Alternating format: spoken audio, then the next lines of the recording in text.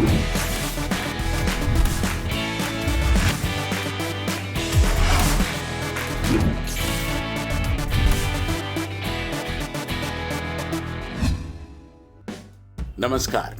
खेलों में खास के साथ मैं हूं संजय बैनर्जी। आप सभी का स्वागत। Our sports content is pure as 24 karat gold. Please like and subscribe it. Your support will help us in doing better. Thank you. Dubai में आज से 10वें दिन आईपीएल शुरू हो रहा है, लेकिन सब कुछ सामान्य होता दिखाई नहीं दे रहा। आईपीएल गवर्निंग काउंसिल ने ऑस्ट्रेलिया और इंग्लैंड के उन प्लेयर्स को आइसोलेशन से छुट्टी देने की अपील खारिज कर दी जो इंग्लैंड में सीरीज खेलने के बाद दुबई में अपनी अपनी टीमों के साथ जुड़ रहे थे। इंग्लैंड में चल रही सीमित ओवर्स की सीरीज खत्म होने पर यूएई आने पर दोनों टीम के प्लेयर्स को अब 6 दिन तक सेल्फ आइसोलेशन में रहना होगा। यानी Steve Smith, David Warner, Jos Buttler, Jonny Bairstow जैसे बड़े खिलाड़ी शुरुआती मैचेस में नहीं खेल सकेंगे। आईपीएल हलचल पर नीति रावत की रिपोर्ट। ये सभी खिलाड़ी कम से कम 24 तारीख तक तो नहीं खेल सकेंगे, यानी ज्यादातर टीम अपना एक मैच और चेन्नई और मुंबई कम से कम 2 मैच इन प्लेयर्स के बिना ही खेलेंगे। दुबई में हालात इतनी तेजी से बदल रहे हैं कि अब निश्चित होकर कुछ भी नहीं कहा जा सकता। पहले यही बताया गया कि प्लेयर्स बायोसिक्योर बबल से ही आ रहे हैं, इसलिए इन्हें दूसरी बार बबल में जाने से पहले आइसोलेशन की जरूरत नहीं होगी। लेकिन फिर हालात बदले और अब गवर्निंग काउंसिल का कहना है कि हम इन प्लेयर्स को सीधे शामिल करने का जोखिम नहीं उठा सकते, क्योंकि एक छोटी सी गलती बहुत बड़ी बन सकती है। जाहिर है कि ऐसे में तमाम टीम्स नुकसान उठाएंगी। सबसे ज्यादा असर राजस्थान रॉयल्स पर पड़ेगा, जिसे पहला मैच चेन्नई सुपर किंग्स के खिलाफ खेलना है। टीम के कैप्टन समेत 3 बड़े खिलाड़ी इन्हीं 2 टीमों से हैं। राजस्थान के कैप्टन ऑस्ट्रेलियाई स्टीव स्मिथ हैं। इनके अलावा इंग्लैंड के विकेटकीपर बल्लेबाज जॉश बटलर और तेज गेंदबाज जोफ्रा आर्चर भी टीम के सदस्य हैं। इंग्लैंड और ऑस्ट्रेलिया के बीच चल रही सीरीज 16 सितंबर को खत्म होगी, जबकि आईपीएल 19 सितंबर से शुरू होगा। अगर खिलाड़ी 17 सितंबर तक भी यूएई पहुंच जाते हैं तो भी वो 23 सितंबर तक होने वाले मैच में हिस्सा नहीं ले पाएंगे। लीग में ऑस्ट्रेलिया के 17 और इंग्लैंड के 13 खिलाड़ी खेलेंगे। इनमें पैट कमिंस भी शामिल हैं। इस ऑस्ट्रेलियाई खिलाड़ी पर कोलकाता नाइट राइडर्स ने 15.5 करोड़ रुपए खर्च किए थे। फिलहाल फ्रेंचाइज को अब यही प्रार्थना करनी होगी कि ये प्लेयर्स टीम के साथ जल्द से जल्द सकुशल जुड़े। स्पोर्ट्स जिंदगी के लिए मैं नीति रावत। पूर्व भारतीय ऑलराउंडर युवराज सिंह इस साल ऑस्ट्रेलियन बिग बैश लीग खेल सकते हैं। युवी ने पिछले साल ही भारतीय क्रिकेट से संन्यास लिया और इस बार वे आईपीएल भी नहीं खेल रहे हैं। युवराज विदेशी टी20 लीग खेलने वाले पहले भारतीय क्रिकेटर हैं। उन्होंने एनओसी लेने के बाद पिछले साल ग्लोबल टी20 कनाडा और अबू धाबी टी10 लीग में पार्टिसिपेट किया।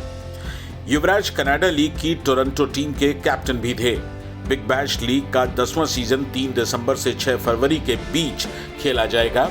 कोई भी विदेशी लीग खेलने के लिए प्लेयर्स को भारतीय क्रिकेट से संन्यास लेना जरूरी होता है। इसमें इंडियन प्रीमियर लीग भी शामिल है। भारत की ओर से प्रवीण ताबे इस साल कैरेबियन प्रीमियर लीग में खेले हैं। वे त्रिनबागो नाइट राइडर्स टीम के सदस्य हैं। इनके अलावा मनप्रीत गोनी, वीरेंद्र सहवाग और जहीर खान भी विदेशी लीग्स में खेल चुके हैं।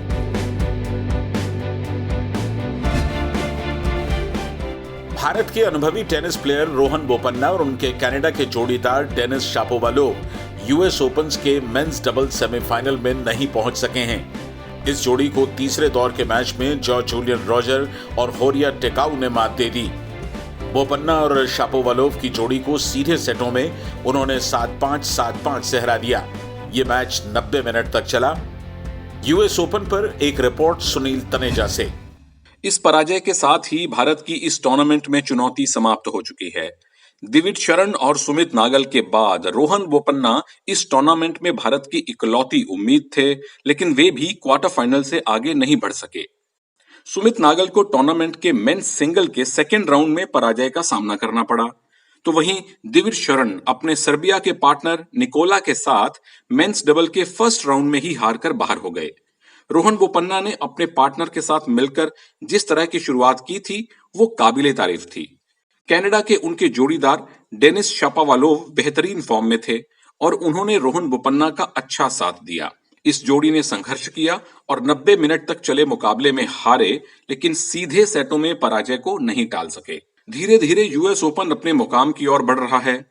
अमेरिका की world number 8 Serena Williams quarter finals में पहुंच गई हैं। एक बेहद कड़े मुकाबले में उन्होंने ग्रीस की मारिया सक्री को पराजित किया। पिछले महीने के अंत में ही उन्हें सक्री के हाथों से शिकस्त झेलनी पड़ी थी। सेरेना की आर्थर एश स्टेडियम में ये 100वीं जीत थी और वे यहां सबसे ज्यादा मैच जीतने वाली खिलाड़ी भी हैं। उनके बाद रॉजर फेडरर का नंबर आता है, जिन्होंने इस स्टेडियम में कुल 77 मैचेस जीते हैं। यूएस ओपन में आज जो मुकाबले खेले जा रहे हैं, उनमें जापान की नाओमी ओसाका, अमेरिका की सेरेना विलियम्स और बेलारूस की विक्टोरिया अजारेंका अपने क्वार्टर फाइनल खेल रही हैं। इसी तरह पुरुषों के सिंगल्स में कनाडा के डेनिस शापोवालोव और ऑस्ट्रिया के डोमिनिक थिएम अपनी चुनौती पेश करेंगे। कुल मिलाकर इस टूर्नामेंट को तमाम बातों के अलावा वर्ल्ड नंबर 1 नोवाक जोकोविच के टर्मिनेशन के लिए भी याद रखा जाएगा। स्पोर्ट्स जिंदगी के लिए मैं सुनील तनेजा।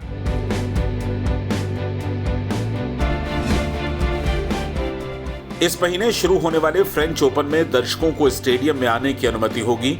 ऑर्गेनाइजर्स ने क्ले कोर्ट के इस इकलौते ग्रैंड स्लैम के लिए हेल्थ प्रोटोकॉल भी जारी किए। इसके तहत प्लेयर्स का हर 5वें दिन कोरोना टेस्ट होगा। इस बार फर्स्ट राउंड में हारने वाले प्लेयर्स के लिए पिछले साल के मुकाबले प्राइज मनी 30% तक बढ़ा दी गई। अब हर प्लेयर को हारने के बावजूद 52 लाख रुपए मिलेंगे। जैसा कि आप जानते हैं कि यह टूर्नामेंट मई में खेला जाता है, लेकिन कोरोना वायरस के कारण इसे 4 महीने के लिए टाल दिया गया था। नए नियमों के तहत खिलाड़ियों को 2 होटल्स में ठहराया जाएगा।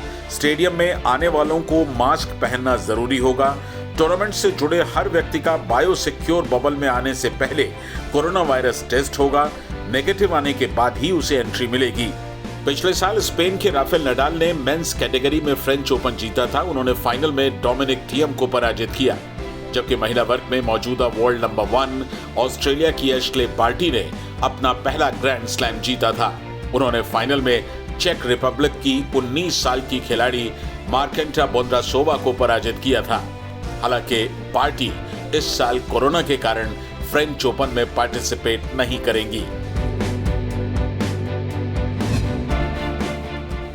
फ्रांस और पेरिस सेंट जर्मेन के फॉरवर्ड एम्बाप्पे कोरोना पॉजिटिव पाए गए हैं। इस वजह से उन्हें फ्रांस की नेशनल टीम से बाहर होना पड़ा और वो कल हुए फ्रांस और world cup runners up Croatia के बीच के मुकाबले को नहीं खेल सके।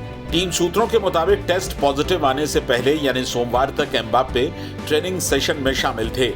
एम्बाप्पे पीएसजी के 7वें ऐसे प्लेयर हैं जो कोरोना की चपेट में आ चुके हैं। इससे पहले पिछले हफ्ते नेमार भी कोरोना पॉजिटिव पाए गए थे।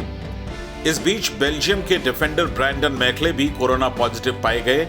बेल्जियम फुटबॉल के एक ऑफिशियल के मुताबिक जर्मनी ट्रिप के दौरान अंडर 17 टीम के आधे से ज्यादा प्लेयर्स कोरोना पॉजिटिव पाए गए थे।